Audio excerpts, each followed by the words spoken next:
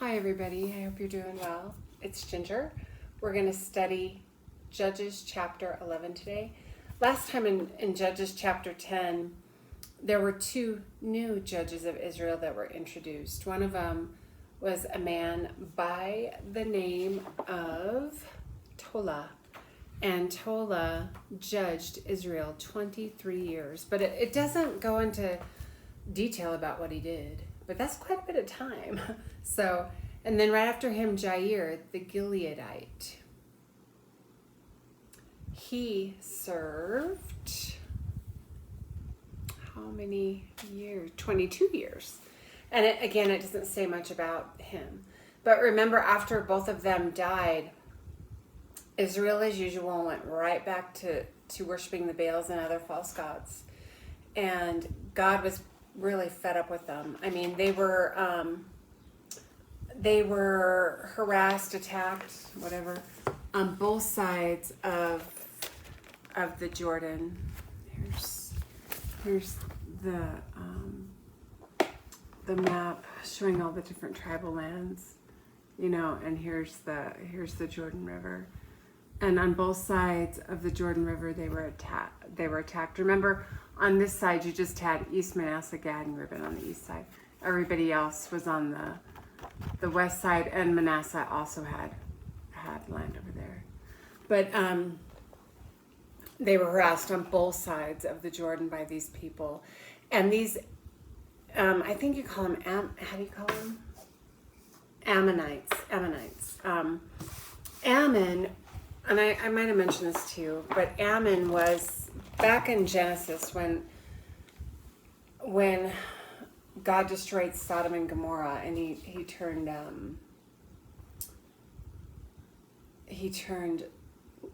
Lot's wife. Lot was Abraham's nephew, and they were escaping, and Sodom, I think, and she looked back, and God turned her into a pillar of salt.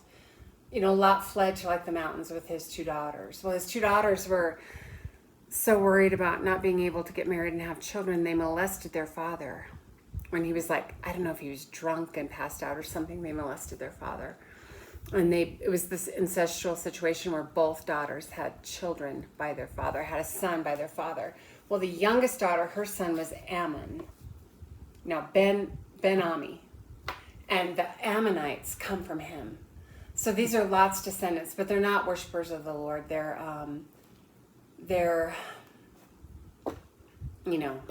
their chief god, I believe, was, I wrote it down last time. They worshipped Baal and all of them, but Baal was very much a god all these Canaanite groups worshipped. But there was a false god named Chemosh. I don't know if I'm saying it right. Chemosh. And he was like a destroyer or a fish god, and I believe they also worshipped him, these Ammonites. So these Ammonites, Israel never took their land because God had promised land to Lot's descendants, as far as I understand. I hope I'm explaining it right. And so when they crossed the Jordan with Joshua and entered the promised land, that's not a land they overtook, to my knowledge. But the Ammonites joined the Moabites to fight them, to fight Israel at that time. So anyway, in this last chapter 10,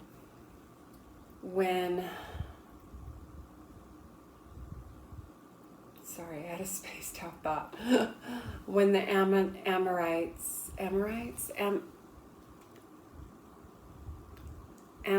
I'm calling them Ammonites. I think I'm doing it right. Anyway, sorry. Amorites is a different group, I believe. But anyway,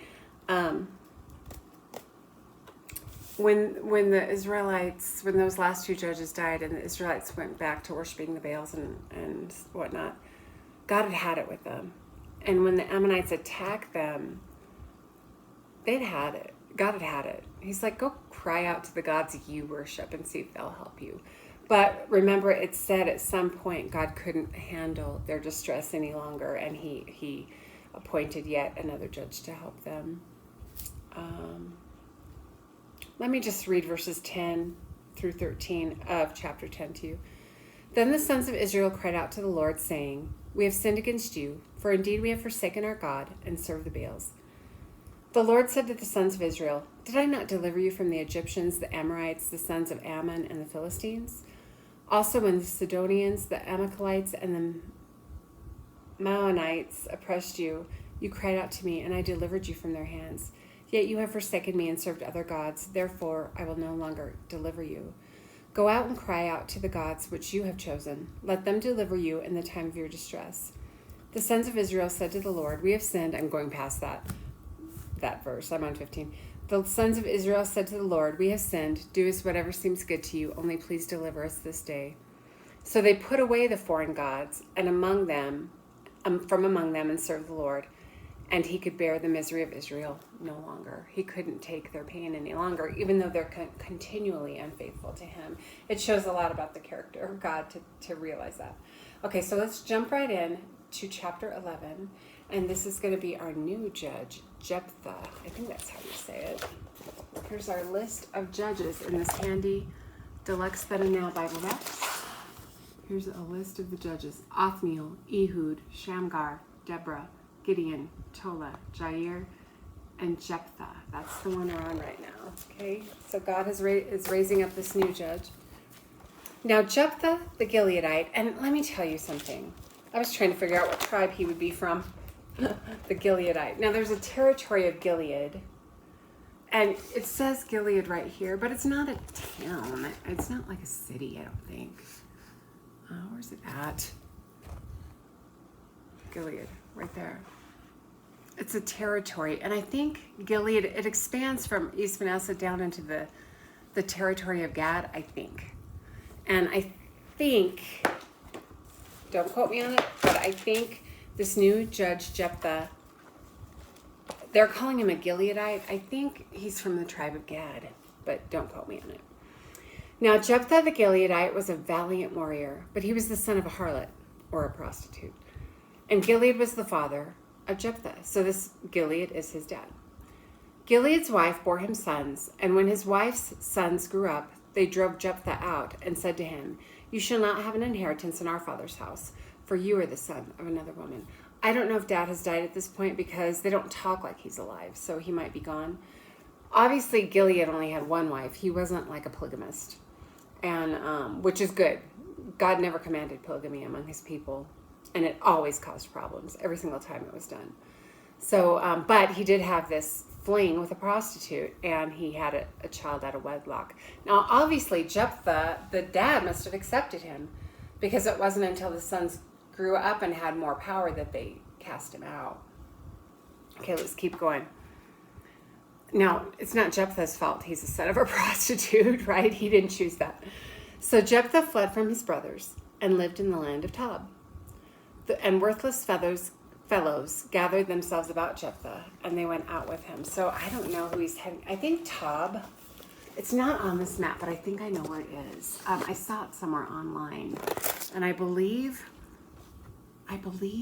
it's near the Sea of Galilee, maybe up in here somewhere. It might have been higher, but I think it was on. Was it that right? No. Yeah, I think it was on the east, and I think it was over here somewhere. Tob, where he went. And I don't know who these worthless fellows were that he was hanging out with, but okay. It came about after a while that the sons of Ammon fought against Israel. So these sons of Ammon, the relatives of Lot, started fighting Israel, okay? When the sons of Ammon fought against Israel, the elders of Gilead went to Jephthah from the land of Tob. So I don't know if this territory of Gilead had elders in it. I don't understand all of that. But that's where all the other brothers lived, Jephthah's brothers. And they said to Jephthah, "Come and be our chief, that we may fight against the sons of Ammon." Then Jephthah said to the elders of Gilead, "Did you not hate me and drive me from my father's house? So why have you come to me now when you are in trouble?" Isn't that what they do to God too? They only come to God when they're in trouble. And Jephthah, his brothers, obviously just cast him out. And now their people, the elders of Gilead, want Jephthah back. I don't know how much the elders were involved. I don't know if the brothers, some of them might have been elders, or I don't know that. But there's some kind of relationship between them and the brethren, because Jephthah said to the elders of Gilead, "Did you not hate me and drive me from my father's house? So why have you come to me now when you are in trouble?" The elders of Gilead said to Jephthah, "For this reason we have now returned to you, that you may go with us and fight with the sons of Ammon and become head over all the inhabitants of Gilead." So Jephthah said to the elders of Gilead, "If you take me back to fight against the sons of Ammon, if you take me back to fight against the sons of Ammon and the Lord gives them up to me, will I become your head?" So not only did they want him to come back, they want him to be like their head of their area. Why would they want him back? I can tell you why they want them back. Let's go back to verse 1. They're in trouble. The sons of Ammon are fighting them now. They might have been harassing them before, but they're fighting them, okay? Verse 1, "Now Jephthah the Gileadite was a valiant warrior, but he was the son of a harlot." He was a valiant warrior. I think that might be a little understated, because they want him back for a reason. If he were not a valiant warrior, they wouldn't want him back. They want him back because of his military prowess. He must have been a mighty, mighty warrior, because they want him back. That's why they want him back. They need him back. Okay. So he's like, "Oh, if you take me back, you'll make me your head?" He doesn't want to go back and be spat upon again, right? He wants to be in charge. Okay, verse 10. "The elders of Gilead said to Jephthah, 'The Lord is witness between us. Surely we will do as you have said. We're going to make you leader.' Then Jephthah went with the elders of Gilead, and the people made him head and chief over them. And Jephthah spoke all his words before the Lord at Mizpah. Now Jephthah sent messengers to the king of the sons of Ammon, saying, 'What is between you and me, that you have come to me and fight against my land?'" Now he's taking the military leader role here, and he sends, "Hi, kitty. Hi, kitty, it's okay. Oh, my kitty's crying. Hi."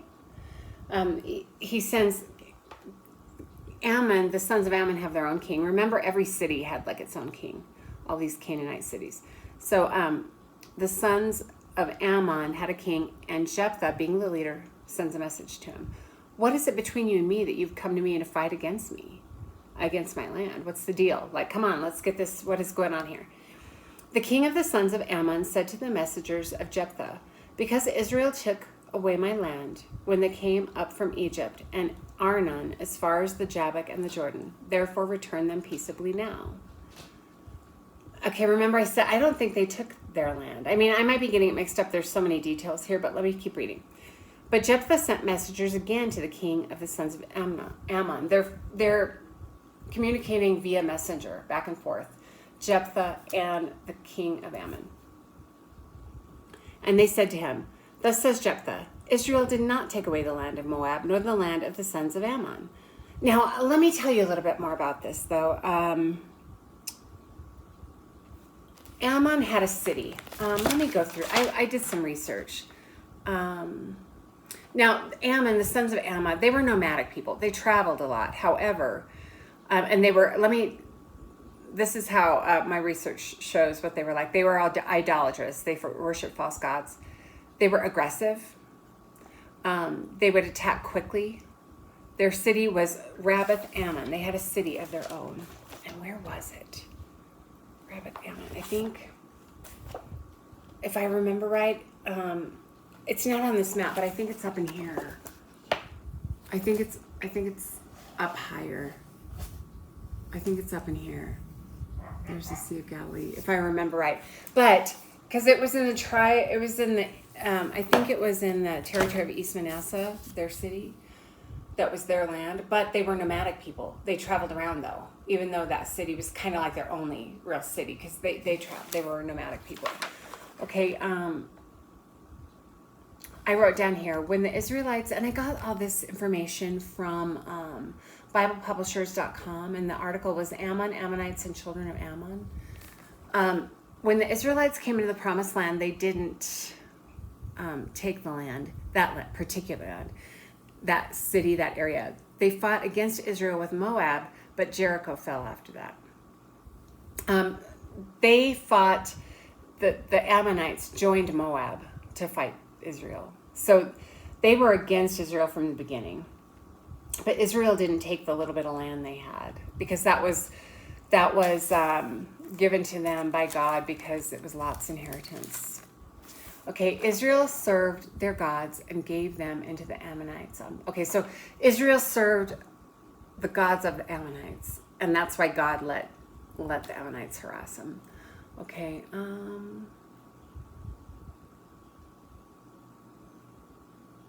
I guess that's my main research. Okay, so where was I? This is verse 15. Israel did not take away the land of Moab, nor the land of the sons of Ammon. For when they came up from Egypt, and Israel went through the wilderness to the Red Sea and came to Kadesh, then Israel sent messengers. He's given him a history lesson. He's given the king of Ammon a history lesson. Then Israel sent messengers to the king of Edom, saying, "Please let us pass through your land." But the king of Edom would not listen. And they also sent to the king of Moab, but he would not consent. So Israel remained at Kadesh. Then they went through the wilderness and around the land of Edom and the land of Moab, and came to the east side of the land of Moab, and they camped beyond the Arnon. But they did not enter the territory of Moab, for the Arnon was the border of Moab. Okay. And Israel sent messengers to Sihon, king of the Amorites, the king of Heshbon, and Israel said to him, "Please let us pass through your land to our place." But Sihon did not trust Israel to pass through his territory. So Sihon gathered all his people and camped in Jahaz and fought with Israel.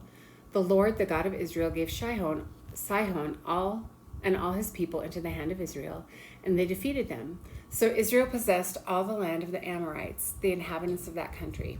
So they possessed all the territory of the Amorites, from the Arnon as far back as the Jabbok, and from the wilderness as far as the Jordan. Since now the Lord, the God of Israel, drove out the Amorites from before his people of Israel, are you then to possess it? I'm a little confused about all these events. It's probably something I should read 20 times. But anyway, it's a little bit more complicated how the land was dealt with when they came in here. Let me keep going for a while here. Do you not possess what Chemosh? See, I told you their chief god was Chemosh. I think that's how you say it. Chemosh. He was a fish god.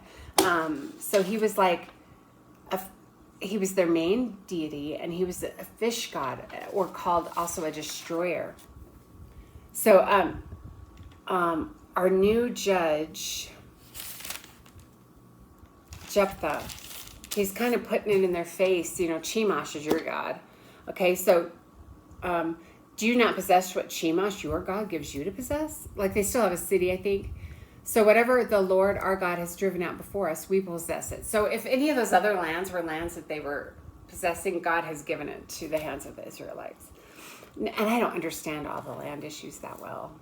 Could do a whole study just on that. Now, are you better than Balak, the son of Zippor, king of Moab? Did he ever strive with Israel, or did he ever fight against them? While Israel lived in Heshbon and its villages, and in Aroer and its villages, and in all the cities that are on the banks of the Arnon, 300 years, why did you not recover them within that time?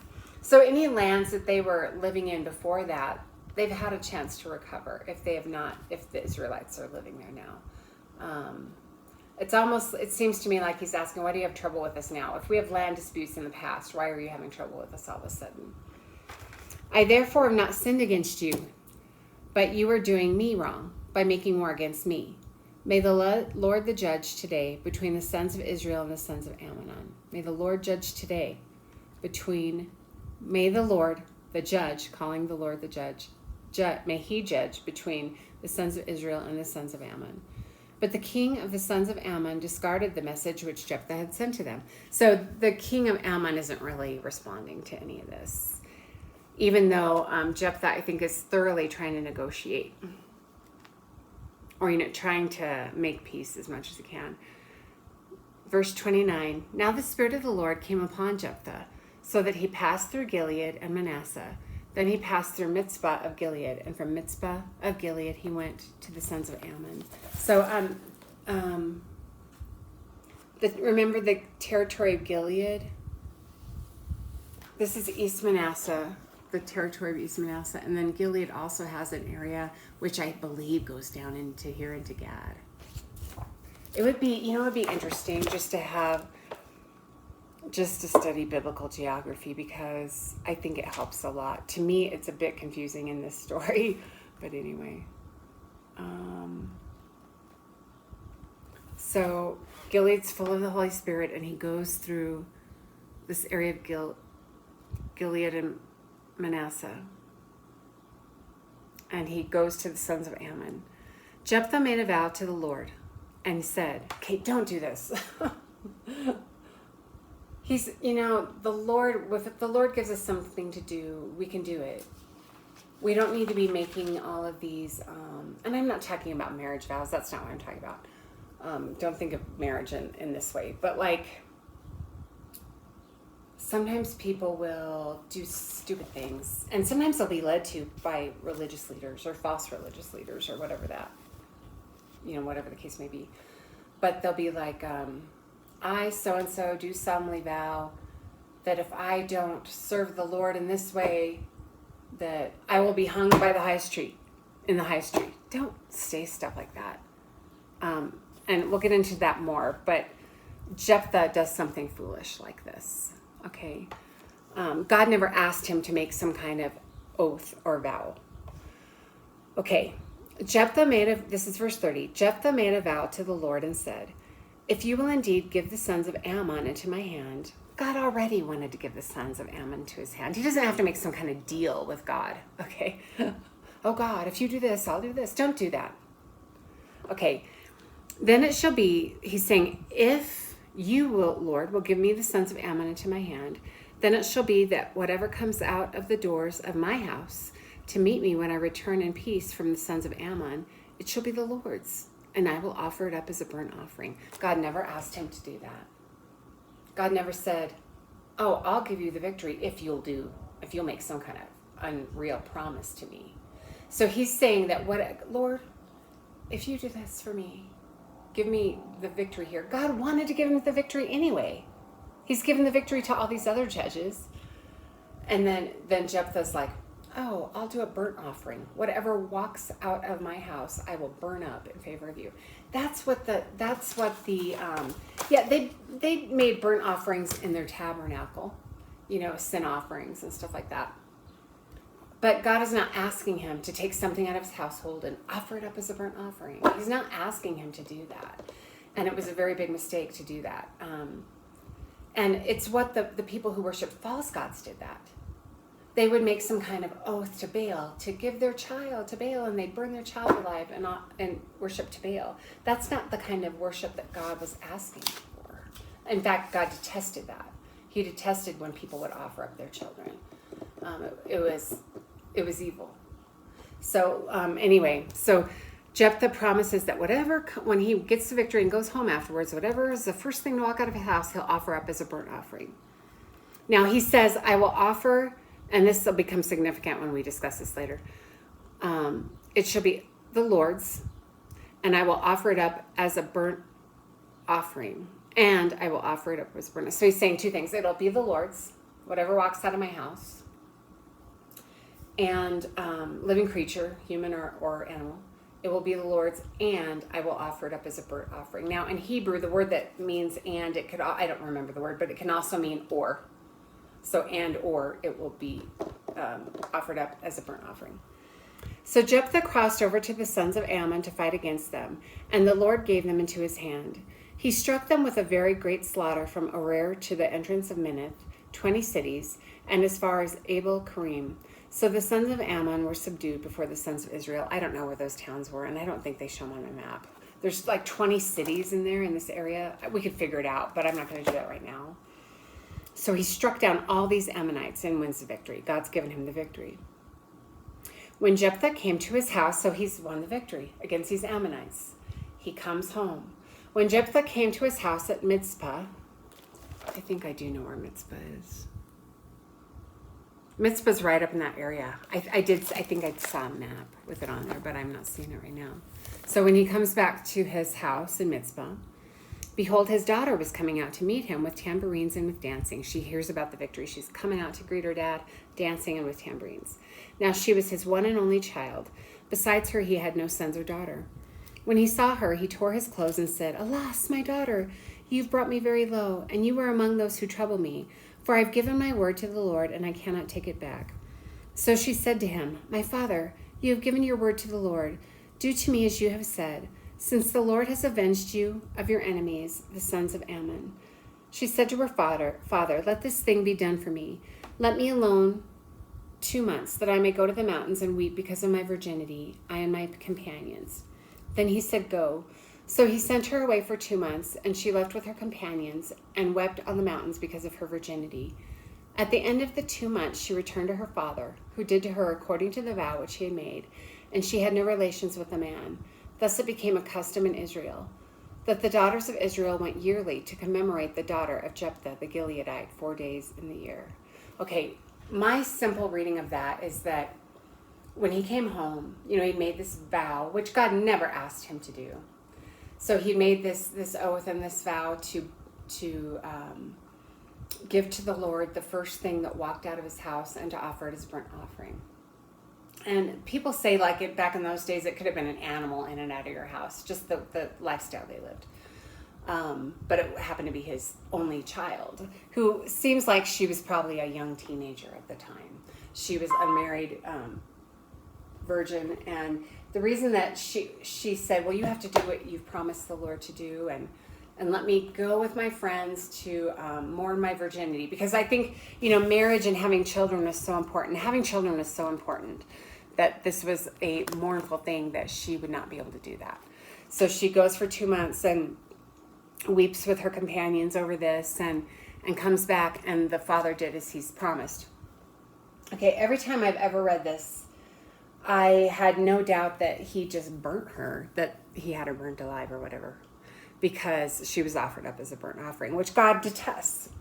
Even if he did promise that, he should not have done it, because God detests that.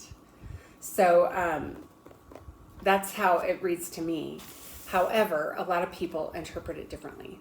And the reason they do, and I didn't even know this until I started studying this for you guys.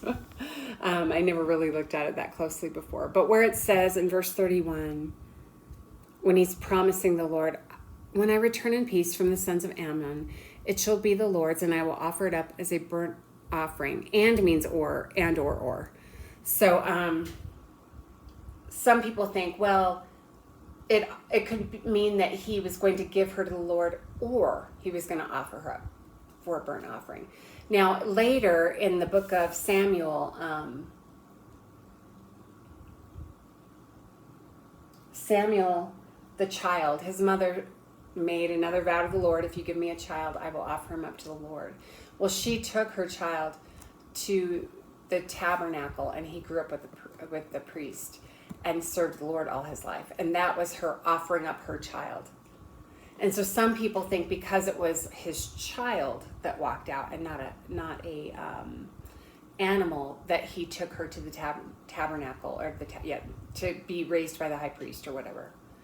And that she was serving the Lord away from the home the rest of her life, and she'd never have children. Almost like a nun would live alone, and so some people think that's the way it was. I always just took it as she was burned to death. And I've listened to a couple pastors preach about this, and some of them say, well, just in our American culture, we don't like to, if there's something really dirty, a lot of times we'll try to make it lighter or justify it. And I think that's true too. I still think she was burned to death. I think that's what happened, which even if he did make that vow, he shouldn't have done it. That's not what God wanted. So, but the more I hear people talk about and teach about the fact that she might have been given over to the Lord to be raised by a priest or whatever, the priests, when they teach about it, it does make sense to me. So I think it is possible. So I don't really know.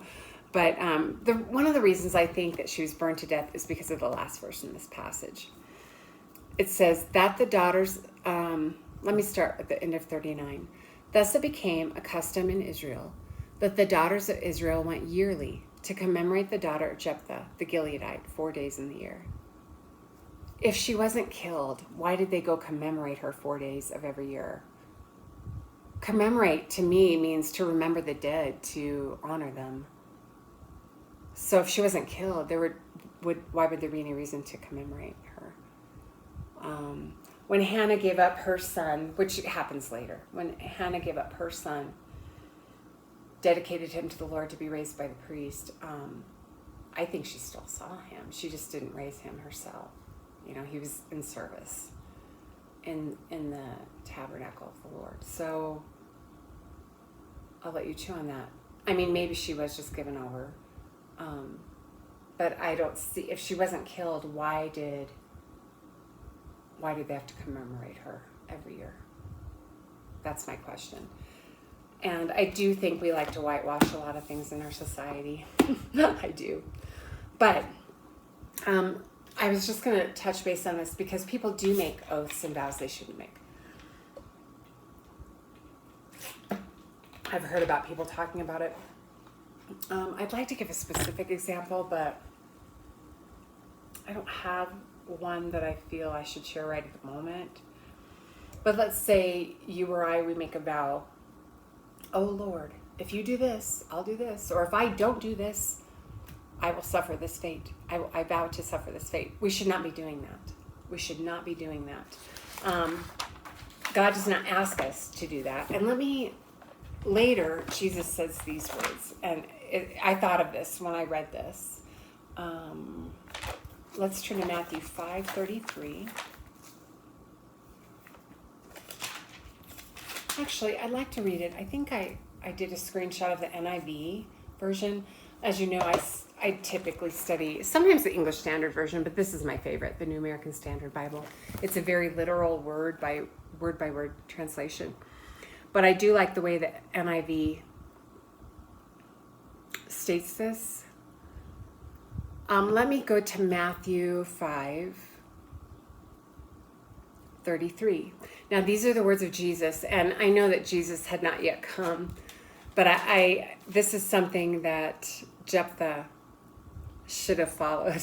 He shouldn't have made that oath. And like I said, even if you make an oath, if you make an oath that is ungodly, and you make that oath to God, you're going to do this if this doesn't happen, or if this does happen, and it's ungodly. If you make that mistake, don't follow the oath. Don't sin in order to keep an oath to God. It's you know what I mean? It's kind of odd. Anyway, let me start with Matthew 5:33. This is the words of Jesus. Again, you have heard that it was said to the people long ago, do not break your oath, but fulfill to the Lord the vows you have made. But I tell you, this is Jesus speaking, but I tell you, do not swear an oath at all, either by heaven, for it is God's throne, or by earth, for it is his footstool, or by Jerusalem, for it is the city of the great king. And do not swear by your head, for you cannot even make one hair white or black. All you need to say is simply yes or no. Anything beyond this comes from the evil one. So, I think other translations say, let your yes be yes, and let your no be no. You're going to do it or you're not going to do it. Yes, I will. No, I won't. If you go beyond that and make some kind of grand oath with consequences attached to it, that comes from the evil one. So don't be doing that. I mean, it might sound like, and honestly, these people who worship all these false gods, that's what they did. When they would burn their child, it showed their dedication to the false god. So even though our judge, Jephthah, he served the Lord, he might have got caught up in some of those false beliefs and might have thought, well, to show dedication to my God, I'll burn whatever walks out of my house. What happened to be his only child. He burns her, and then that shows his dedication to God. That's not the kind of dedication God was asking for. So anyway, I just wanted to share that with you. Chew on that, and we'll come back next time and do chapter 12.